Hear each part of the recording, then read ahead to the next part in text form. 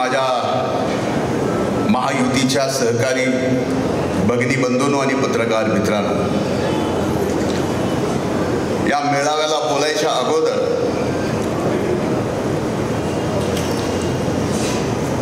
मला सांगितलं उमेदवाराचा परिचय करून द्या.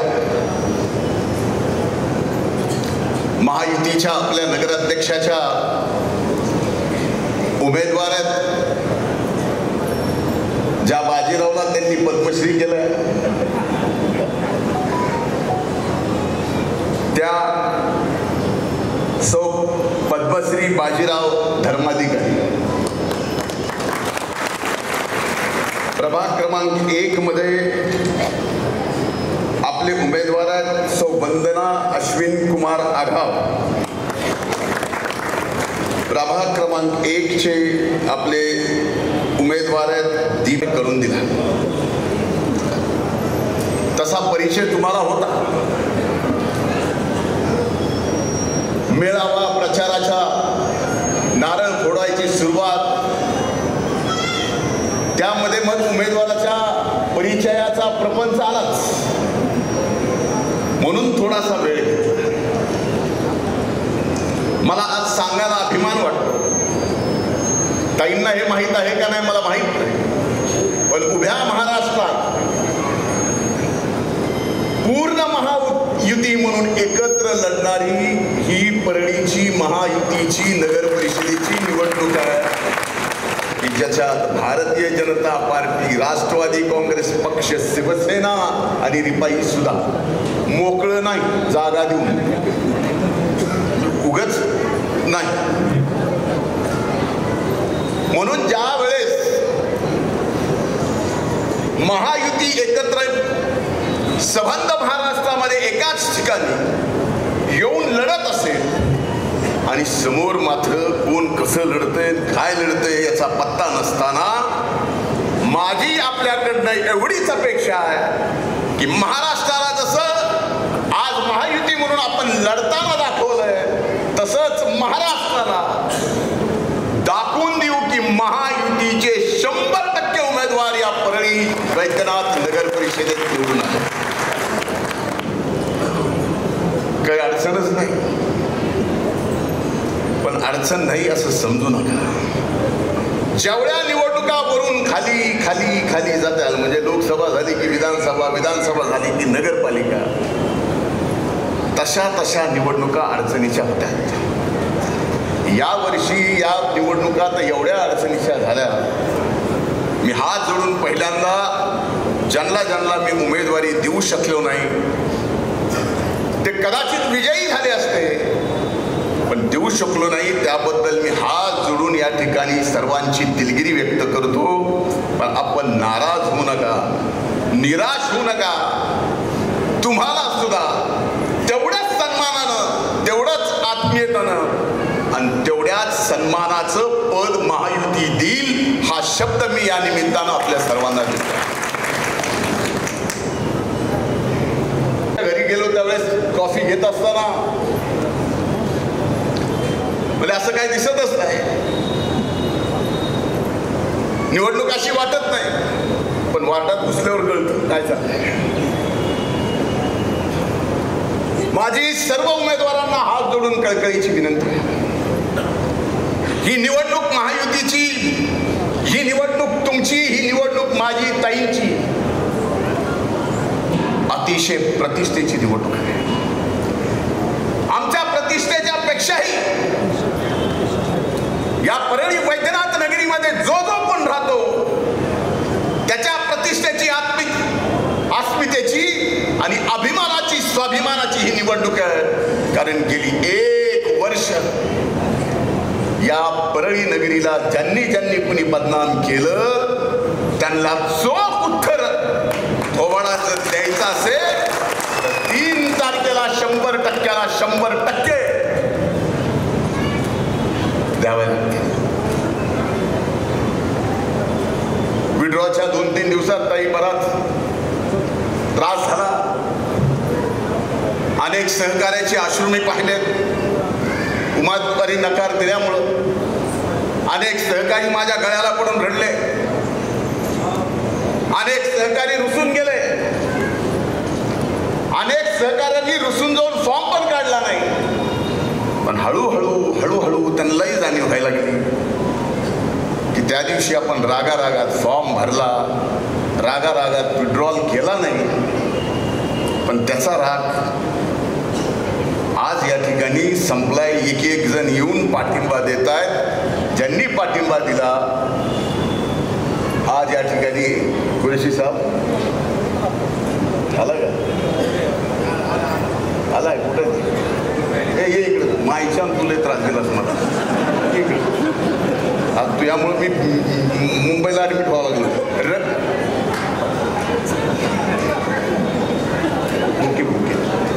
रवी मुळे यांच्या पत्नी प्रभाग क्रमांक 2 मधील तेरे जावेद ताईदीन हे अपक्ष म्हणून उभे होते. त्यांनी आज या ठिकाणी पाठिंबा दिला. रवी, एवढ्या लोकात सांगतोय तुझा सुद्धा अतिशय चांगला सन्मान ठेवला जाईल. तू माझ्या काळजात, पण उगाच 8 दिवस काळीच तोडलंच काही कारण नसतं. आदरणीय साहेबाचा जीव आहे. 5-6 दिवस उगाच जीवाला त्रास दिला.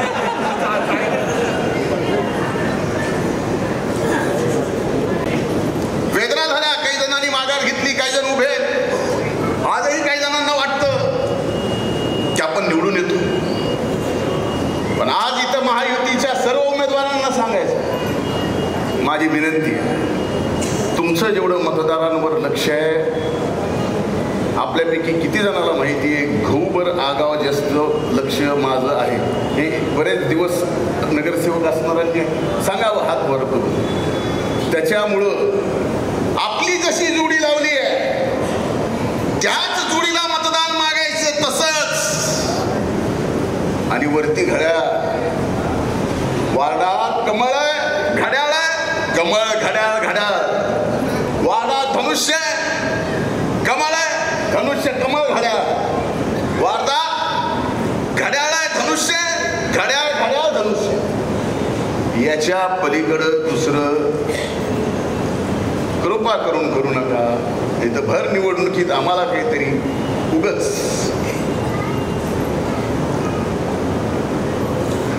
कशाची वेळ येऊ नका. आता व्यंकटेशने एक जणाला बडतर्फ केला, पण व्यंकटेशजी दुसऱ्याला सुद्धा तुम्हाला बडतर्फ करावं लागेल. एकदा महायुतीत आपण सगळे बसतो. बेईमानी गद्दारी ते तुम्ही काय करायचंय, तुमच्या वरिष्ठ नेत्यांना जे बोलायचं ते बोला. त्यांचा नंतर काय सन्मान करायचा ते आपण करू, काय पद द्यायचं ते देऊ. पण निवडणुकीत दोस्तीमध्ये कुस्ती नाही. बिलकुल. आज या ठिकाणी एवढ्या शांत उल्हासित वातावरणात सर्वजण आपण ऐकून घेताय, निवांत. निवडणूक दोन्ही बाजूला ज्यावेळेस रंगात असते ना, तेव्हा ह्यांच्या हातात लाल होते टाळ्या वाजून. निवडणूक दोन्ही बाजूला ज्यावेळेस रंगात असते त्यावेळेस ह्यांच्या जीवा दुखतात, शिट्ट्या मारून आरडू आरडू नरडे कोरडे करते. पण आत्ता आपण एवढे शांत आहात याचं कारण आपल्याला वाटतंय निवडणूक काय अडचण समजू नका. मी माझ्या जीवनामध्ये कुठलीच निवडणूक सोपी घेतलेली नाही. काही लोकसभा लढल्या त्यावेळेसही मी बोललो, विधानसभेला मी उभा राहिलो त्यावेळेसही बोललो. आणि आजही या नगरपालिकेच्या निवडणुकीत महायुतीचा एक कार्यकर्ता म्हणून आपल्या सगळ्यांना सांगतोय, माझ्या जिवलग सहकार्याची ही निवडणूक आहे. आम्ही कुठंही कमी पडणार नाही, पण तुम्ही सुद्धा कुठंही कमी पडू नका. उमेदवारी अर्ज दाखल मागं घेण्यासाठी पडलो. तुम्हाला तर मायबाप मतदारांचे पाय पडायचे. त्या परळीकरांनी आपल्यावर एवढं अभूतपूर्व प्रयत्न केलाय, त्याच्या ऋणामधून कधी 7 जन्म जरी घातले तर या जीवनातलं त्याचं ऋण 7 जन्मात भेटणार. या परळी नगरी एक स्टेडियम करा म्हणून कुणीतरी आता सचिन 65 कोटी रुपयाचं परळीला स्टेडियम मंजूर झालेलं आहे आणि महाराष्ट्रामध्ये परळी तालुक्याच्या ठिकाणी एकमेव परळी तालुक्याच्या ठिकाणी परळीतच या ठिकाणी एवढं मोठं स्टेडियम नाही तर क्रीडा संकुल या ठिकाणी होत. अनेक व्यापाऱ्यांशी मी मध्ये अनेकदा चर्चा केली.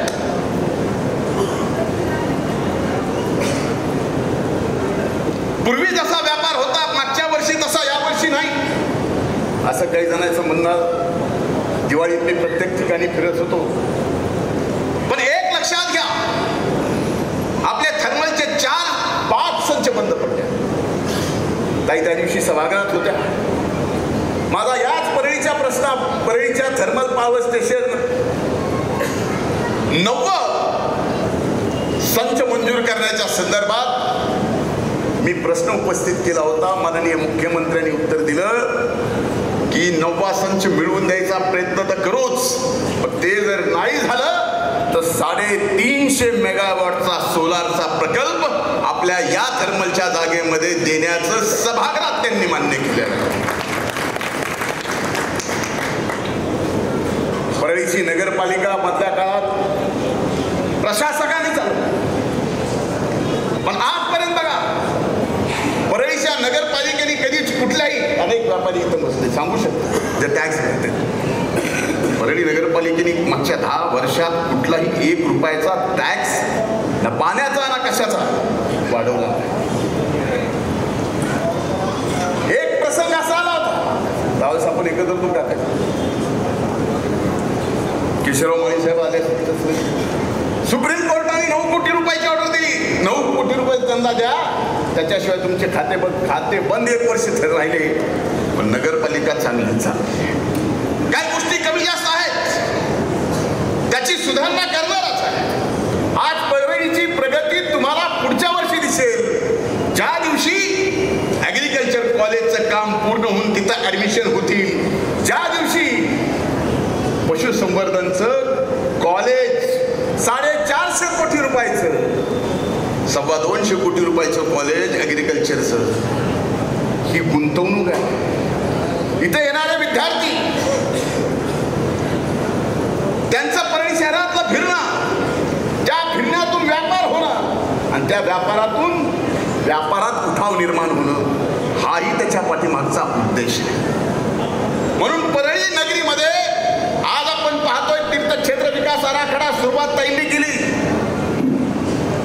नंतर मी काही पैसे वाढवले, आता आणखीन पैसे वाढवले.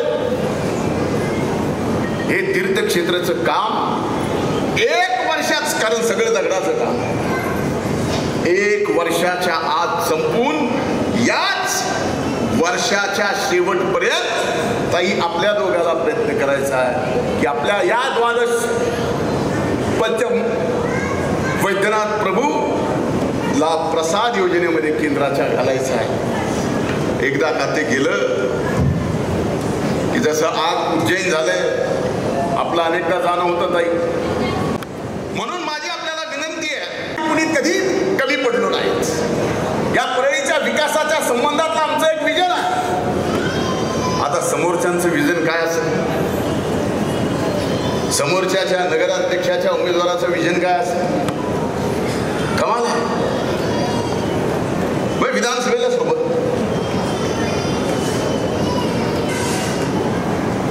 आणि अचानक निवडणूक लागायच्या अगोदरच माणूस बिस्केला. पण बिस्केला तर बिस्केला, तू तरी घेऊनच आला. मला काही त्यांच्यावर बोलायचं नाही, पण असं माझ्या जीवनात अनेक जणांनी केले. 1 वर्षभर मी हे सहन करतोय. मी काय सहन केलंय फक्त मला एकट्याला माहिती आतून. पण जीवनात एवढे छातीवर वार माझ्या झाले ते 1 वर्षात झाले. एवढे वार होऊनही मी थोडाही डगमगलो नाही, कारण सर्व शक्ती तुमची माझ्या पाठीमागे होती. ज्यांनी माझी मदत घेऊन आज दगाफटका केला असेल त्यांना एवढंच सांगणं, करी किसने मदद भूले हुए है, करी किसने मेहनत भूले हुए है, करी किसने मदद भूले हुए है, समंदर का वो हद भूले हुए है, उन्हें औकात में लाना पड़ेगा, उन्हें औकात में लाना पड़ेगा, कई तालाब अपनी हद भूले हुए हैं।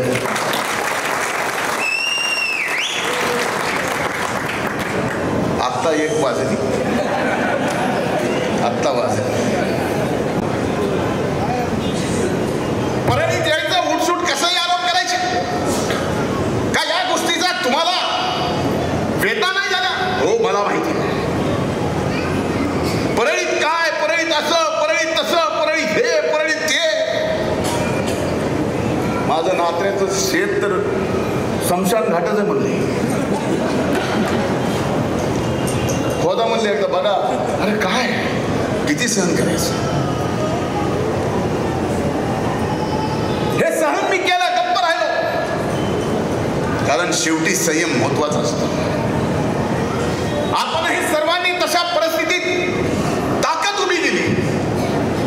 ती ताकद उभ्या महाराष्ट्राला त्या काळात दिसली नाही, पण आज मात्र या निवडणुकीच्या माध्यमातून आपल्याला सर्वच्या सर्व उमेदवार ऐतिहासिक मतानं निवडून आणून या उभ्या महाराष्ट्राला दाखवायचं आहे. आणि ज्या ज्या वेळेस आपल्याला कुणी खवळलंय, आपण कुणाला खवळीत नाही, आणि ज्यांनी ज्यांनी कुणी आपल्याला खवळलंय त्यांना हे उत्तर आपल्याला द्यायचं. आपल्यातले मतभेद असतील, कार्यकर्त्यामधले, माझ्या सहकार्यामधले मतभेद असतील, मला माहिती आहेत कुणाकुणाचे आहेत, कसे कसे आहेत. आजपासून त्याच्या घरी जाणंच आहे. जाऊ दे बाबा चल, जाऊ दे बाबा चल, ह्या सगळ्या गोष्टी होणार, तुम्ही काळजी करू नका.